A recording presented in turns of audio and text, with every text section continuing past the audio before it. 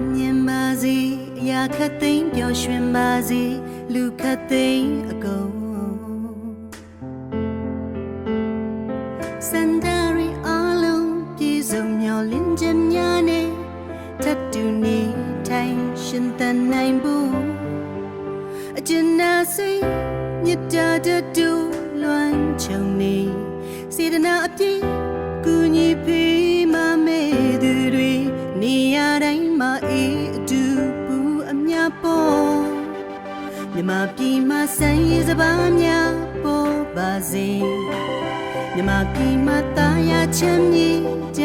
ပါစေနှလုံးသားလာသူများတိုးတဲ့တိုးပွားကိုစိတ်နှပါရှင်လန်းချမ်းမြေပြေဆုံးဒီမြေဒီရဲ့ငြိမ်းချမ်းစေဖို့